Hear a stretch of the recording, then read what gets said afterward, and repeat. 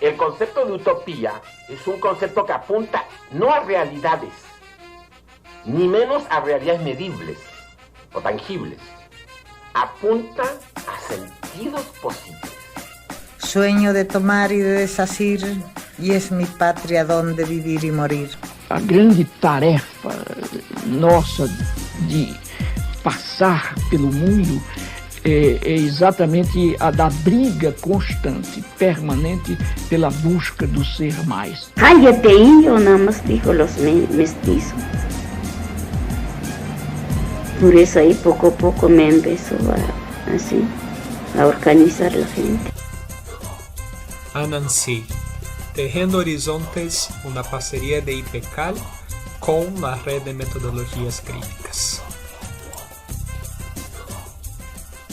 Estamos entonces en más un Anansi, una parcería de IPECAL con la Red de Metodologías Críticas. Y hoy estamos con Claudia. Me gustaría empezar preguntándote, ¿quién eres? Wow, qué buena pregunta, porque en general respondemos qué somos, no quién somos, ¿no? Soy una mujer argentina, latinoamericana, en realidad somos muchas mujeres, pero descubro cerca de mis 60 años, estoy por cumplir 60 años en un par de meses, descubro que soy alguien que busca permanentemente aliviar, bueno, empezando por el sufrimiento propio, a través de aliviar el sufrimiento de otras personas, y que eso es en definitiva lo que me ha llevado a indagar y a ejercer y a estudiar, a investigar y ejercer los oficios múltiples que hoy ejerzo. Algo así sería más o menos. Bueno, tú empiezas trayendo esa relación que lo primero que te nombras es ser mujer y traes la búsqueda permanente de aliviar el sufrimiento propio a través de todo ese trabajo también de aliviar el sufrimiento de los demás. ¿Podrías hablar un poco más cómo relacionas eso de ser mujer y esa relación con aliviar el sufrimiento? Sí. Ha sido la búsqueda permanente de entender que ser mujer es esa conexión, ¿no?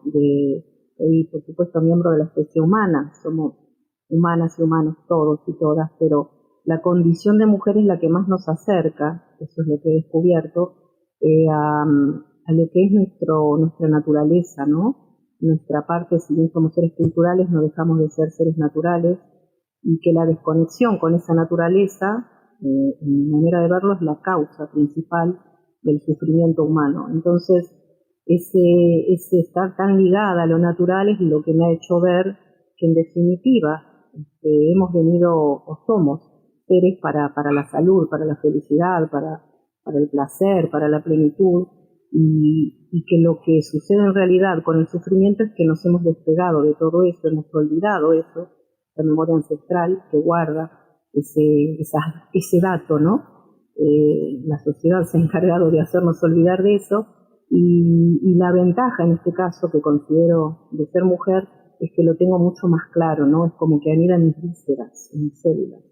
Y desde ahí, desde ese lugar, entendí que la búsqueda de aliviar todo eso y de retornar a ese estado de plenitud o de goce o de placer para el que hemos sido diseñados y diseñados, es lo que hace que mi propio sufrimiento, mi propio displacer se alivie, se aliviane más bien, ¿sí? En la búsqueda esa colectiva con las demás personas, ¿no?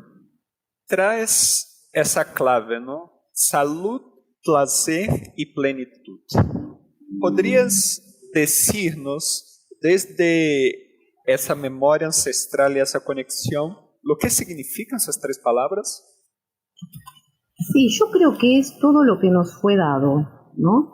Yo soy una persona que ahora estoy investigando mucho el tema de las sociedades prepatriarcales, porque el patriarcado es lo que conocemos desde hace varios miles de años, entonces cuesta imaginar cómo éramos las personas humanas antes de la era del patriarcado.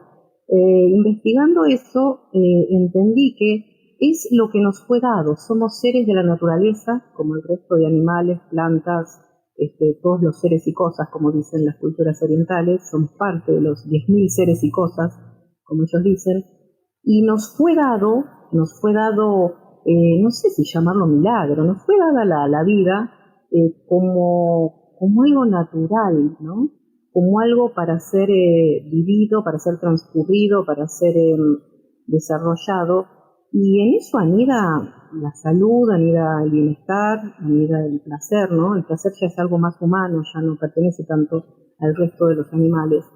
Y que en realidad la negación de eso es el devenir que nos ha tocado cuando construimos sociedades más injustas o más o menos amorosas, ¿no? Entonces, que lo natural, esa es mi manera de verlo, por supuesto, es estar bien, es el bienestar. La vida tiende siempre hacia la vida tiende a seguir adelante, tiende al bienestar, y que lo contrario en realidad es fruto de la creación humana, cultural, ¿no? Entonces, a mí me parece como muy natural todo eso. Yo sé que suena extraño, porque estamos inmersos en un paradigma en donde pareciera que la vida es una lucha por, una lucha para, una lucha y en realidad la vida fluye, es puro flujo, ¿sí? Pura energía, y las personas humanas nos hemos despegado de eso. Entonces a mí me parece que esas cosas son lo que viene dado, y que en todo caso todo lo otro que sucede es el fruto de nuestra acción, en un sentido más bien de desviación de la evolución, ¿no? Es curioso que traigas la cuestión de la evolución, porque tú hablas esa parte, no puedo dejar de olvidar cuando Maturana, por ejemplo, decía de la deriva natural, ¿no? Que justamente habla un poco de lo que estás diciendo, y me gustaría pensar en tú, porque tú nos traes ese lugar natural del estar bien y de ese fluir de la vida que justamente impedimos a la creación de la sociedad humana. Y tú traes que tú trabajas desde múltiples perspectivas para una búsqueda permanente de aliviar ese sufrimiento que emerge de esa sociedad, ¿no? Me gustaría saber lo que fuiste aprendiendo alrededor de ese sufrimiento y alrededor de la mitigación de ese sufrimiento desde esas múltiples labores que has ejercido, ¿no? Sí. La verdad que, bueno, yo soy terapeuta de medicina tradicional china, psicóloga social, yuyera, como nos decimos orgullosamente las que nos dedicamos a la investigación y la difusión y al uso, ¿no?, de las plantas medicinales en favor de la salud. Soy doula, que somos las mujeres que acompañamos a otras mujeres en sus procesos reproductivos.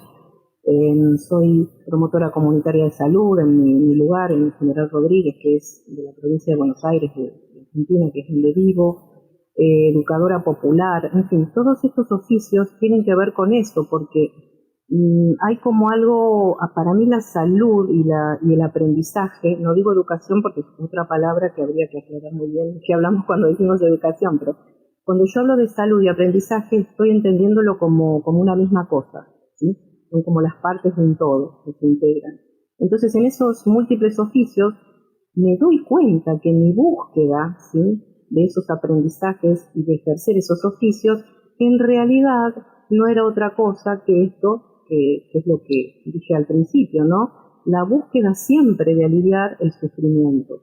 ¿Por qué? Porque en mi idea de la vida, yo cuando era muy chiquitita, parece ser que era una niña feliz, parece ser que me gustaba mucho estar al aire libre, en la naturaleza, disfrutar del sol, jugaba, ¿no? Y yo entendía que la vida era eso. Cuando luego el devenir, el transcurrir de los años me fueron mostrando otras cosas, siempre me quedó, ¿no?, esta idea de pequeña de que así no debía ser la cosa, ¿no? Que esto se había desviado en algún momento de lo natural por algún motivo, y entonces ahora me doy cuenta, por eso digo, llegada ahora a mis casi 60, recién ahora estoy entendiendo que toda esa búsqueda mía, este aprendizaje de estos oficios que tienen que ver con salud, con educación, con aprendizaje, en realidad soy esa misma niña buscando, ¿sí?, en qué momento nos desviamos o por qué nos desviamos, y habida cuenta de que ya estamos instalados en esta sociedad, así como la construimos, bueno, de qué maneras poder aliviar todo eso, pero con un sentido también de entenderlo, porque no me va este estilo de lo que serían en las medicinas hegemónicas, lo de anestesiar o lo de tapar síntomas, ¿no? No siento que por ahí no va la cosa. Entonces, siempre buscando el origen de todo eso, es que me ha llevado a investigar todo esto, ¿no? Y a ejercer estos oficios, como digo yo, de alivios, ¿no?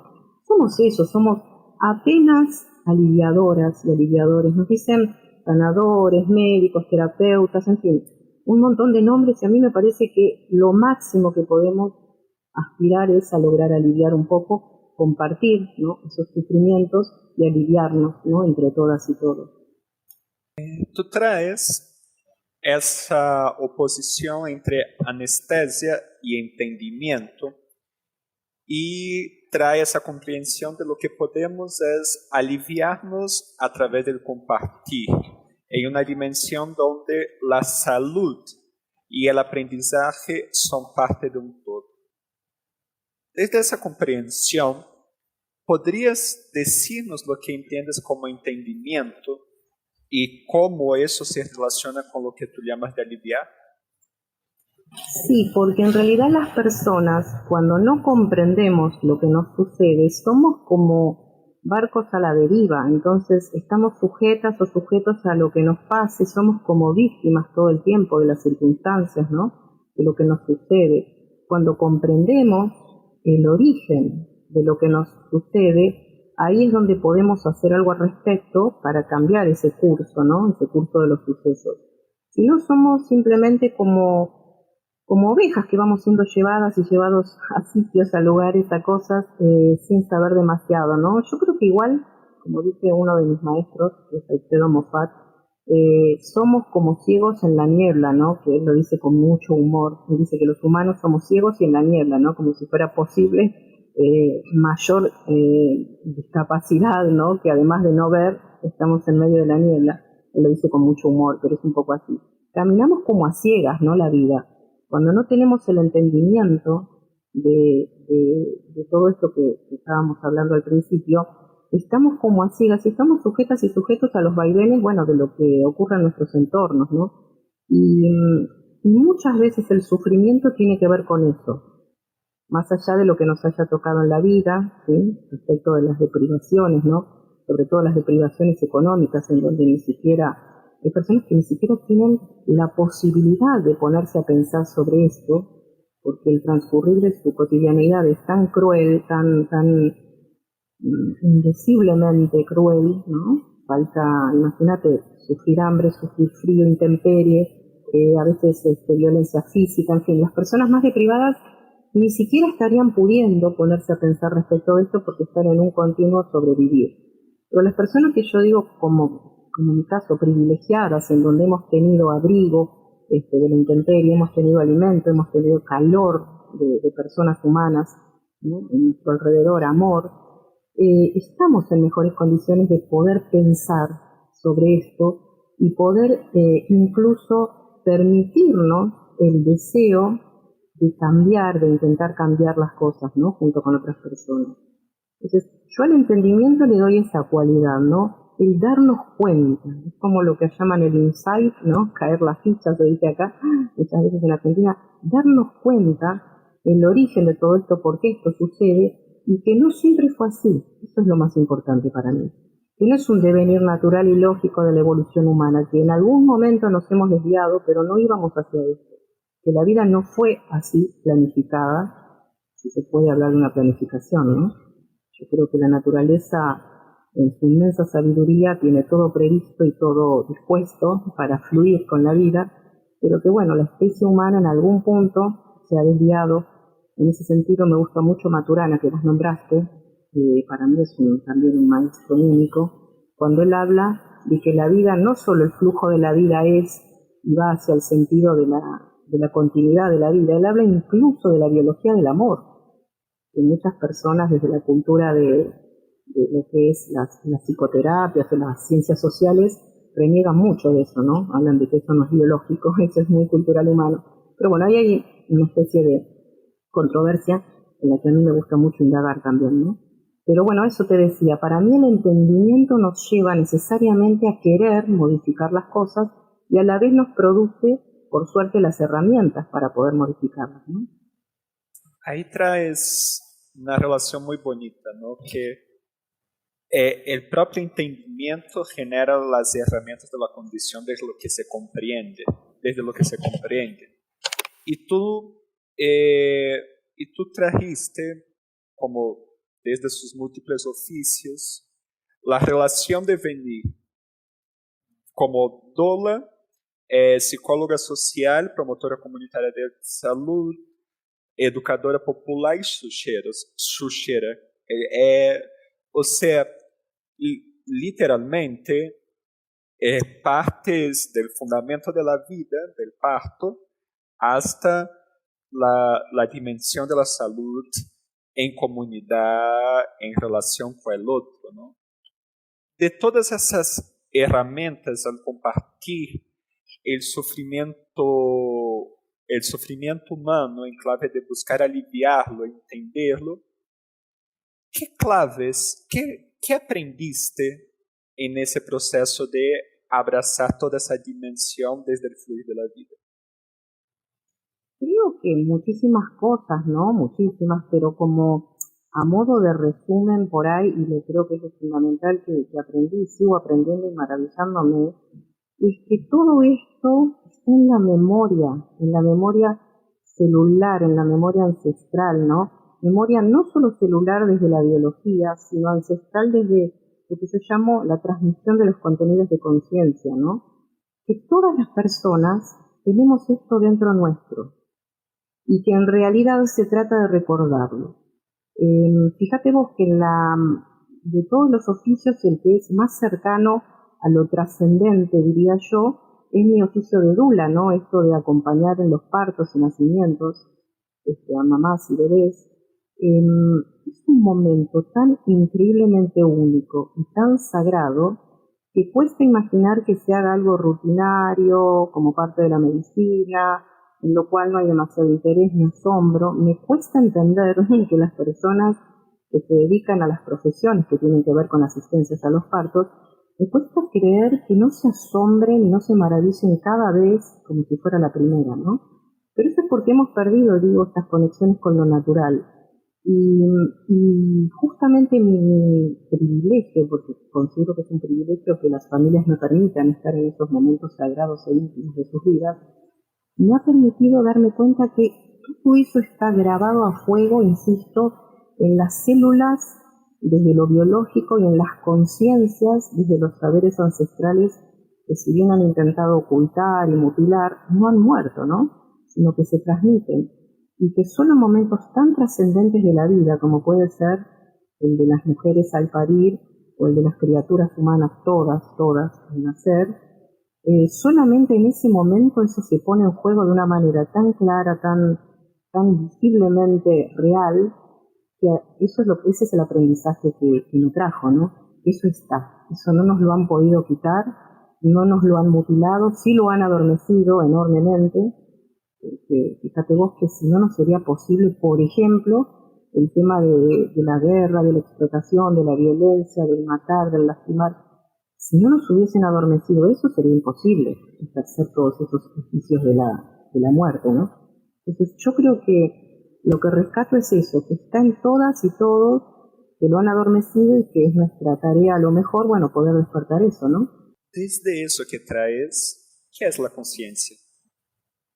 ¡Wow! ¡Qué difícil! Ahí voy a utilizar la herramienta que tengo mofatiana, como digo yo, que es lo que he aprendido con Alfredo Moffat, que es el psicólogo social del que somos discípulos y discípulos de un montón de personas aquí en Argentina. Para nosotros y nosotros, desde esta idea o este paradigma, la conciencia sería aquello que nos hace darnos cuenta de nuestro estar en el mundo, ¿sí? Percibirnos a nosotras y a nosotros mismos percibiendo. Porque ser es lo que es, somos. Hasta Los animales son, las plantas son, las montañas, las piedras, las rocas, todos los seres somos. Pero existir sería la condición puramente humana, que es darnos cuenta que somos, ¿no? Y ahí es donde eso es lo que llamamos nosotros la conciencia, ¿sí? La conciencia para nosotros en esta idea, por lo menos, que yo he abrazado hace unos años y que transmito con una enorme satisfacción, es el darnos cuenta que somos. Y muchas veces no solo no nos damos cuenta que somos, sino que además hay un montón de cosas que están así como ocultas ahí en lo que después se llama el inconsciente, ¿no? Desde otras ideologías terapéuticas, es lo que en realidad mueve nuestros actos. ¿Por qué? Porque somos como prisioneras y prisioneras de ese inconsciente. ¿Sí? Vivimos de modos tales, abrazamos conductas, hacemos cosas cotidianamente de las que no nos damos cuenta que es lo que nos mueve, ¿verdad?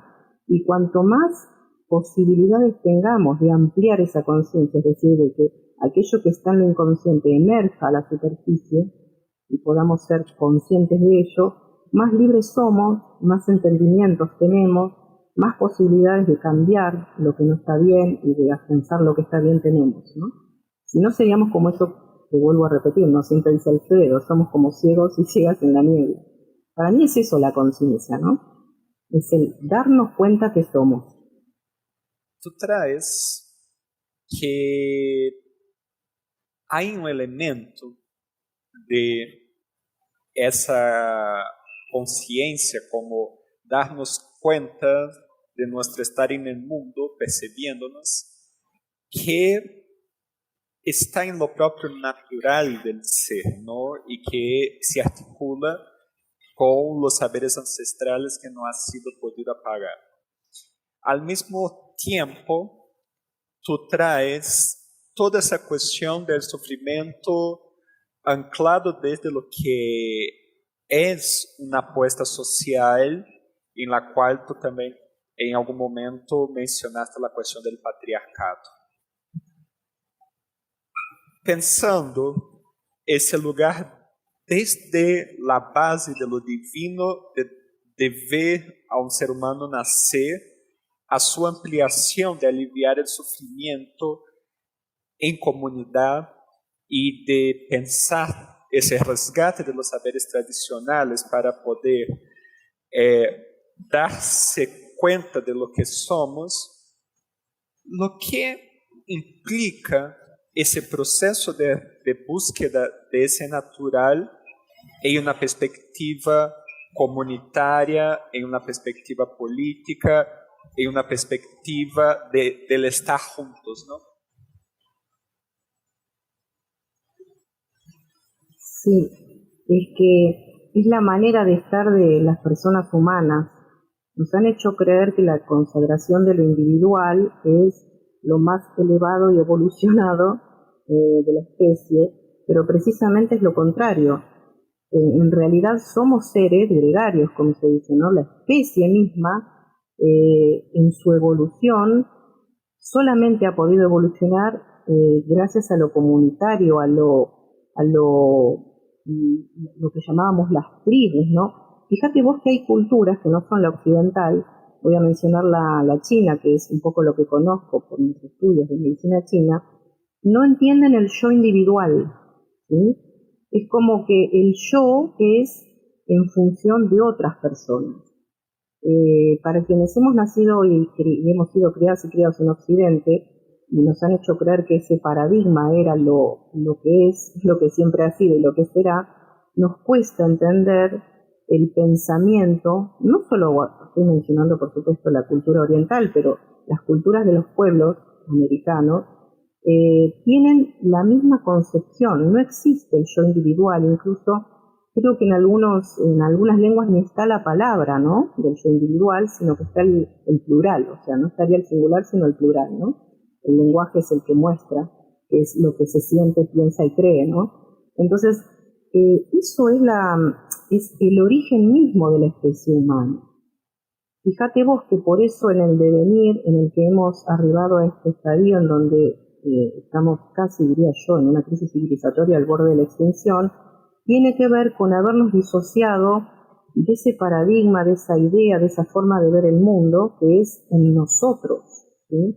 Es un yo expandido en nosotros. Entonces, por eso tiene mucho que ver con lo que venía diciendo de que en el alivio del dolor de otras personas está el alivio del mío propio, porque en realidad yo soy nosotros. Lo dicen muchos pueblos, ¿no? Mismo el zapatismo en México, que ha emergido con una potencia increíble allá por el año 94, hablaba del nosotros, no del yo. Entonces, no son palabras bonitas para decir en una conferencia o quedar bien en una charla. Es la esencia misma de la condición humana en nosotros. Entonces, eso tiene un reflejo, por supuesto, en la vida, en sociedad, en política, en economía, y la contraria, es decir, la que es la de hoy en día, que es el yo individual y la consagración absoluta de eso, tiene también su correlato en la vida cotidiana, la economía, la política. Pero basta ver el resultado, creo que no hace falta tampoco ser sabias ni sabios para darnos cuenta que el resultado de esa consagración de lo individual y de la competencia por encima de la cooperación nos ha llevado a este terreno, ¿no? De lo que hoy decíamos, la humanidad está casi en una crisis civilizatoria de extinción, ¿no? Creo que con eso queda más que claro que no era ese el camino, que el camino era justamente desde lo comunitario, desde lo colectivo, desde el nosotros, no desde el yo. Y sus expresiones políticas, por supuesto, ¿no? Antes de ir cerrando, quería hacer más dos preguntitas. La primera es, desde esas herramientas, como tú dijiste, ¿no? ¿Qué has aprendido para construir ese nosotros, construir conciencia en este nosotros, ¿no? Sí, mira, es muy sencillo. Después de mucho estudiar y mucho investigar, me he dado cuenta que en realidad el dejar fluir la comunicación, ¿sí?, tratando de limpiarla lo más posible de todas las interferencias que tienen que ver con esto del individualismo y de la competencia. El dejar fluir la comunicación es lo que mejor me ha servido a mí en esa construcción del nosotros, porque cuando era más joven, sobre todo, y tenía estas ansias y todos estos deseos de cambiar y de que las cosas fueran mejores, me pasaba que con la poca experiencia, si bien las herramientas ya estaban en juego, intentaba interferir, ¿sí? A ver, el tema con las especies humanas que nos encanta intervenir todo el tiempo. Justamente es lo contrario de lo que hace la naturaleza fluye, bueno, nosotros, humanos y humanas, intervenimos más que fluir. Entonces, claro, cuando vos ves algo que decís, bueno, esto debería cambiar, esto debería ser mejor, lo primero que me salía era intervenir. Era decir, esto me parece que tiene que ser así, vos tenés que hacer esta cosa, aquellos tendríamos que hacer algo, ¿no? Entonces, en esas ansias, ¿no?, de ayudar, de aliviar, me di cuenta que el exceso de intervención humana es de lo que pecamos las personas, aún con las mejores herramientas, ¿sí? Y que luego las personas que aparentaban tener menos herramientas, porque aparentaban haber estudiado menos, aparentaban haber investigado menos, pero tenían un fluir más natural con la vida, ya sea por ancestralidad o por lo que a cada uno le hubiera tocado vivir, las personas que menos intervenían eran las que a la vez cooperaban más con esa puesta en común, ¿sí?, para la actividad que fuera, ¿no? Desde mi militancia en los barrios aquí populares en General Rodríguez, yo siempre me acercaba a otras personas como con unas ideas y unos argumentos y unas herramientas ya predeterminadas, de alguna manera, aunque fuera amorosamente, pero queriendo imponerlas, ¿sí? Y me daba cuenta que no era eso lo que fluía o hacía fluir la comunicación, y que las personas nos juntáramos realmente para una tarea de cambio. Y te voy a decir más, una de las últimas herramientas que adquirí, por no decir casi la última, que es la de Dula, es la que me ayudó a ver eso. Justamente las Dulas, lo que somos personas que estamos al servicio de esta mujer, de esta familia en ese trance, ¿no?, del parto y todo lo que lo rodea, pero en absoluto silencio, en absoluto anonimato, simplemente ahí dispuestas para lo que se necesite y sin intervenir, a menos que fuera absolutamente necesario, ¿verdad? Es decir, guardando ese silencio, ese respeto, poniéndose en el lugar de segundo plano, no de protagonismo. Ese oficio, creo yo, es el que ha marcado y moldeado todos los otros oficios que tengo, incluso desde la medicina china, porque claro, como toda medicina, es intervencionista. Aunque sea más natural y menos cruenta, sigue siendo intervención. Evidentemente intervenimos sobre los cuerpos de las personas. Entonces me di cuenta, con este otro oficio de dula, que estaba siendo a veces excesivamente intervencionista. Y del mismo modo, en las tareas comunitarias que me tocaba o en lo que fuera educación popular, me di cuenta que ese exceso de intervención, por muy amorosa que fuera la intención, muchas veces era obstáculo, ¿no? Para que las demás personas pudieran desarrollar, ¿no?, sus talentos, sus capacidades, sus necesidades, pudieran exponer sus necesidades y pudieran a la vez auxiliar a otras personas en sus necesidades también. Entonces, creo que de eso, ¿no?, de la herramienta más potente ha sido esa, la de darme cuenta que no es tan necesario intervenir, que muchas veces estar, acompañar, cuidar el entorno, cuidar el ambiente, limpiar un poquito de toda esa maleza, ¿no?, que hay muchas veces en la comunicación, esos ruidos de la comunicación, era mi herramienta más eficiente. Bueno, para que vayamos cerrando, desde todo eso que traes, ¿cuáles son tus sueños?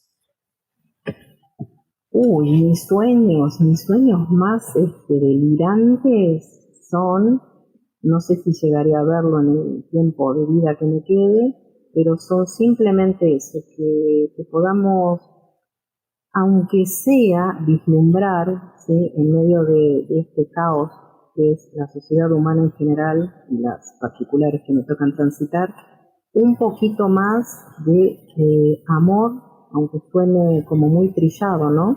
Un poquito más de amor, un poquito menos, ¿sí?, de intervención, de ego, de necesidad de protagonizar, ¿sí? Mis sueños son simples, son aunque sean los poquitos lugares en los que podamos hacer, las personas que estamos en este mismo hacer y en esta aventura, ¿no?, del alivio, del sufrimiento, lograr que con ese alivio de ese sufrimiento el resto de las personas puedan tomar un poquito también de ese aliento vital e ir transmitiéndolo. Mis sueños en realidad son eso, la multiplicación, ¿sí? Un poquito de multiplicación, nada más. Yo creo que si cada una o cada uno en eso que hace supiera el potencial que tiene la multiplicación, ¿sí?, seríamos mucho más eficientes en toda nuestra operatoria, digamos, en el mundo real.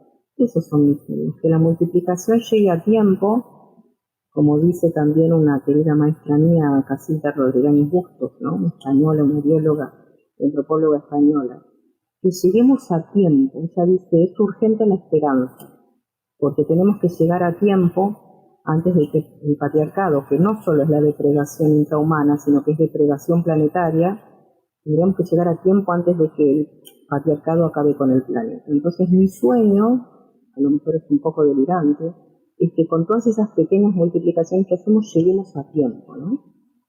Porque es muy pretencioso, no es un sueño pequeño, es un sueño enorme. Lancia es un proyecto sembrado desde IPECAL, Instituto de Pensamiento y Cultura en América Latina. Acesse nuestro site www.ipecal.edu.mx o nuestra página de Facebook para conocer un poco más de nuestro proyecto.